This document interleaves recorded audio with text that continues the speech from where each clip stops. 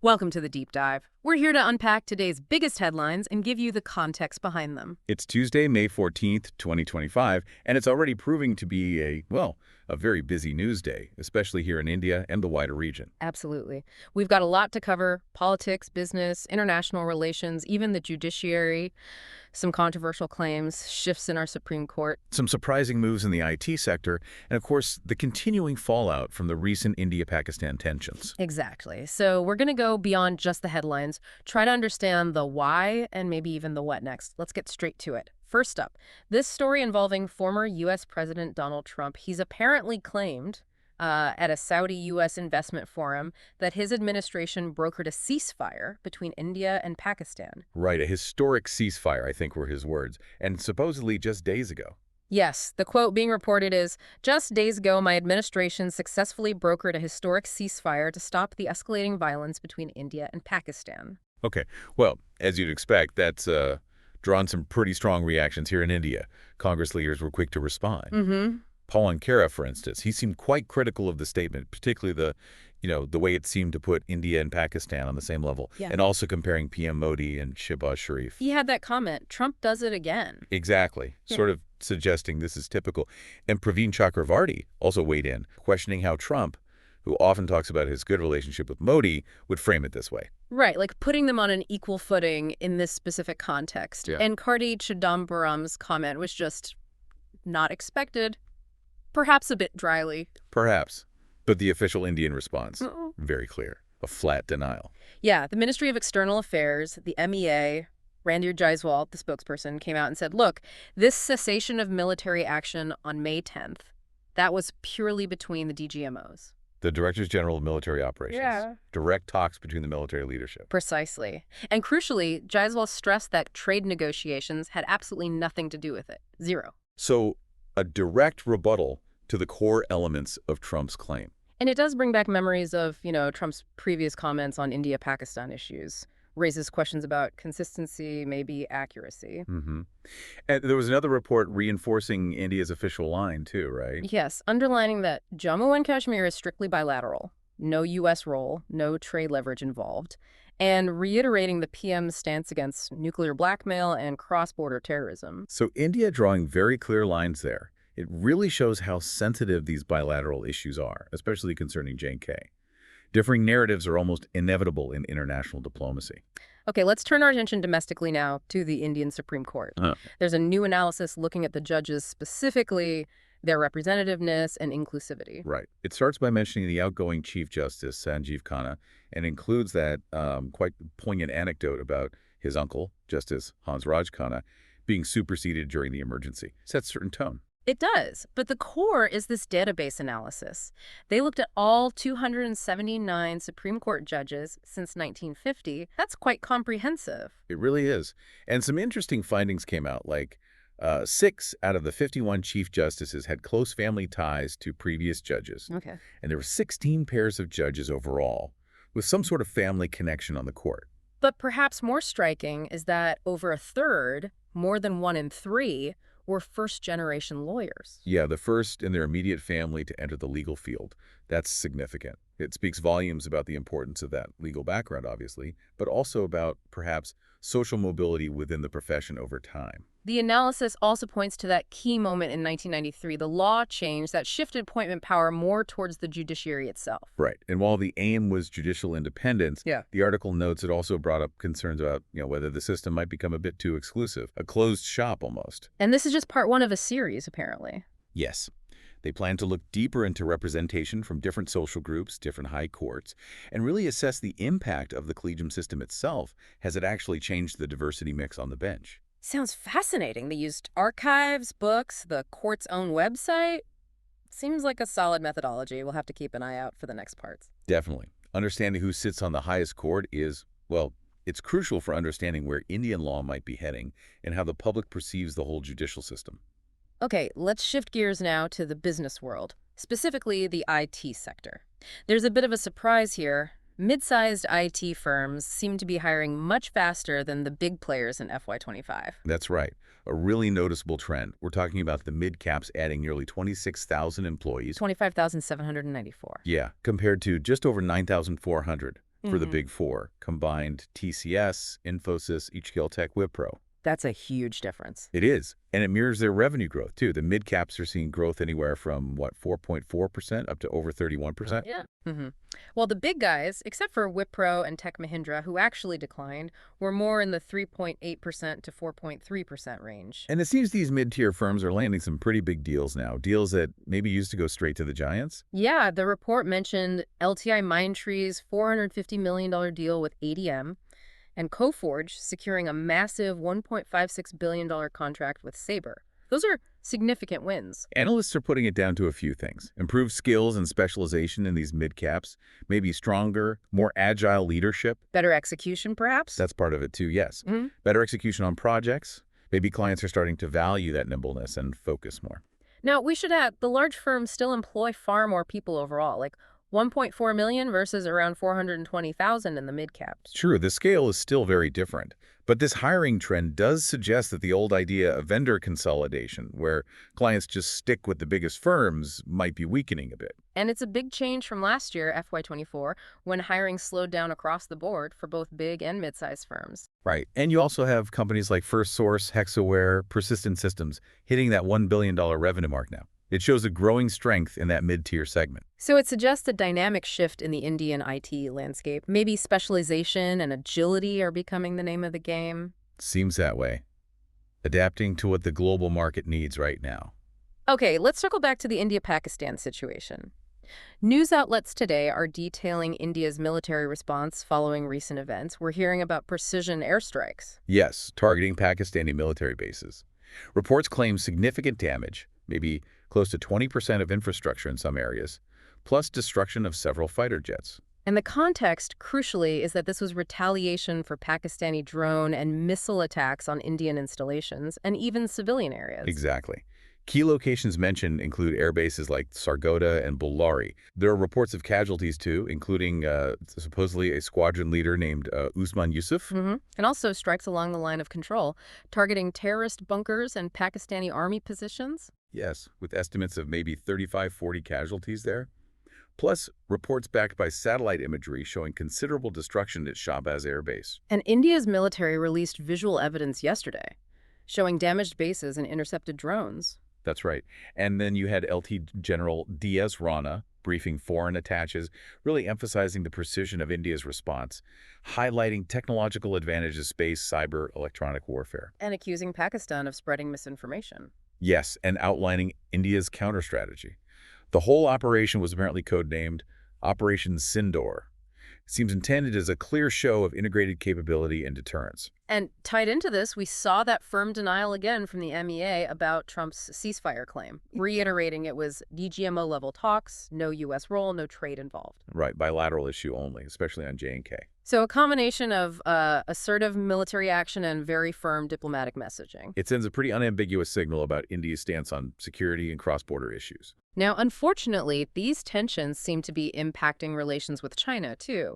Reports suggest a renewed strain, mainly because Beijing voiced support for Pakistan during this period. That's understandable. And it's apparently creating uncertainty for business deals. That hair stake sale in its Indian unit is mentioned specifically. And looking ahead, there's talk of potentially stricter rules for Chinese partnerships under the PLI scheme for electronics components? Yes, the production-linked incentive scheme. The suggestion is Chinese firms might be limited to very small stakes, and only for really critical components you can't get elsewhere. This would build on Press Note 3 from 2020, which already tightened rules for investment from bordering countries. Right, requiring multiple government approvals. And apparently not many large Chinese investments have been cleared since then. Some firms have even divested or looked for Indian partners instead. And then China's foreign minister, Wang Yi, reaffirmed support for Pakistan, calling them an ironclad friend right after the India-Pakistan ceasefire agreement. Yes. The timing certainly didn't go unnoticed here.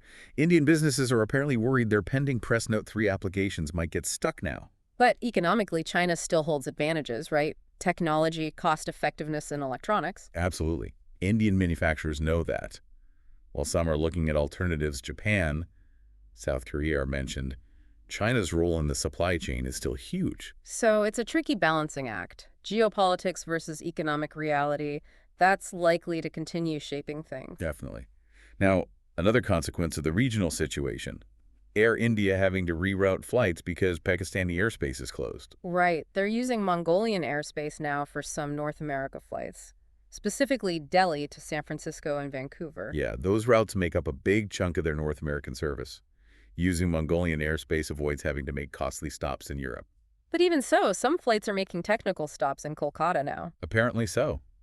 It seems to be a mix of reasons. Longer route means more fuel burn, plus DGCA crew duty limits, the 8-hour rule. Right, for continuous duty. And just general operational cost. For the really long flights, over 14 hours, they're now using 2 full sets of crew. Air India's CEO, Campbell Wilson, confirmed these are temporary adjustments due to the airspace closure. And remember, Pakistan closed its airspace back on April 24th after India's response to the Pahalgam attack.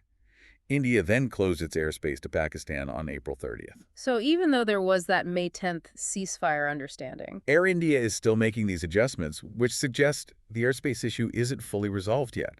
It means longer flights, more fuel, crew challenges.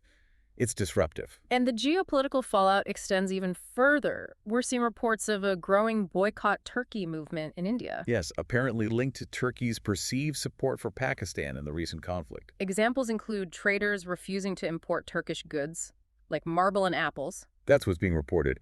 Marble traders in Rajasthan switching to domestic or Iranian marble. Apple traders in Kashmir looking to Iran and Afghanistan instead of Turkey. And Turkey was a big supplier, especially of marble, around 1,000 crore annually. Yes, quite significant. Some Indian marble associations are even urging members to stop buying Turkish marble altogether, citing national interest. And this is gaining traction online, too. Social media calls for boycotts, businesses rethinking partnerships. It seems so. It has echoes of previous boycott calls against Chinese goods. True, though Turkey is a major global trader, often competitive on price. But this rising nationalist feeling could push Indian businesses to look elsewhere long term.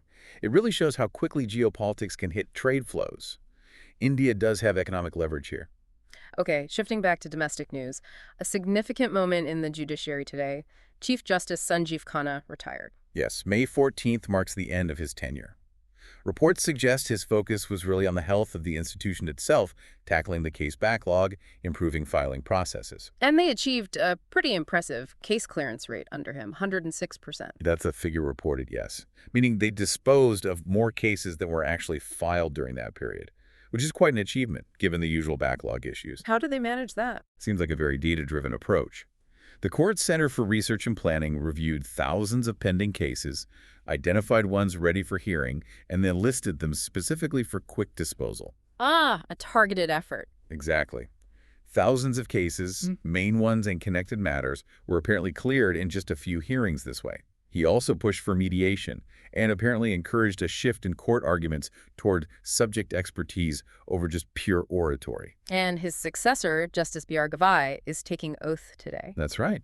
And Justice Gavai has already praised Justice Khanna's contributions. So Khanna's legacy seems tied to efficiency, transparency, modernization, really trying to reform the institution. Now, a rather different story emerging from Rajuri. The Government Medical College and Hospital there, GMCH, is reportedly withholding salaries. Yes, for staff who apparently left their posts because of the intense Pakistani shelling after May 7th. That sounds serious. GMCH is a key hospital for that whole Pir Panjal region, right? Which has been hit hard recently. It is. The order apparently came from the principal, Professor A.S. Bhatia, on May 13th. It affects everyone, faculty, interns, all staff categories. And the absence is being treated as unauthorized, going on their service records. That's the report. It's happening, of course, against this backdrop of high tension and real danger from shelling in places like Rajuri and Poonch. It raises difficult questions, doesn't it? The absolute need for medical staff in a crisis versus the very real personal safety risks they face. Absolutely.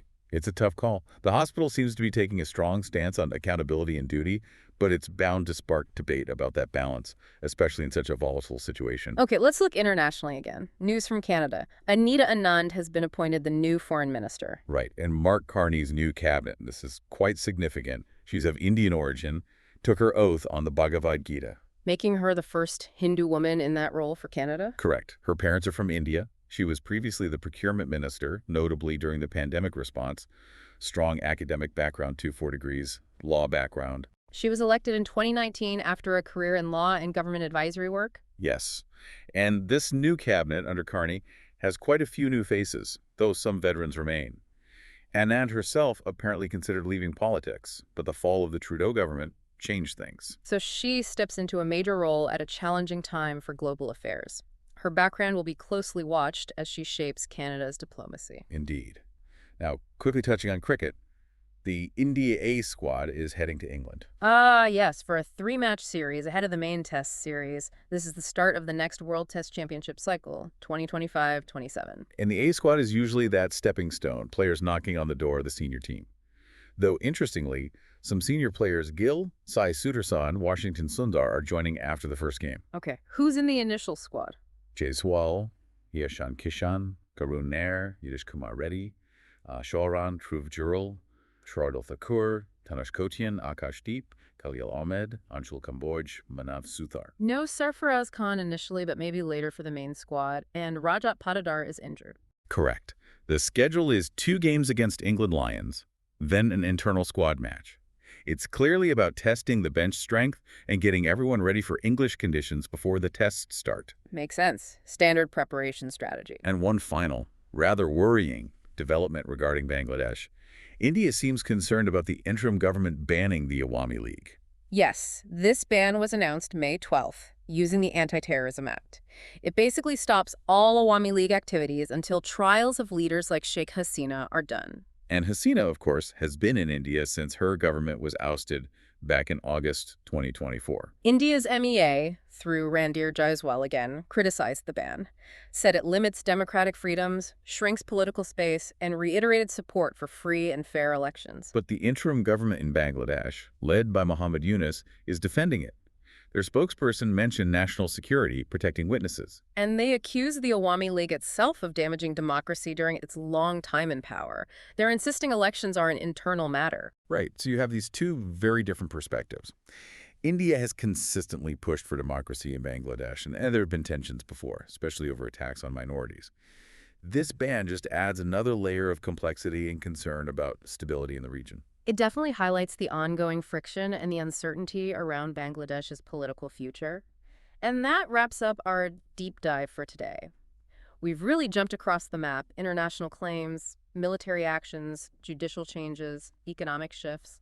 Yeah, quite a range. Tuesday, May 14th, 2025, definitely a day packed with significant events, many with potentially long-lasting effects. What really strikes me is how interconnected everything is. Trump's comments impacting reactions here, regional tensions affecting flight paths and trade decisions. Exactly.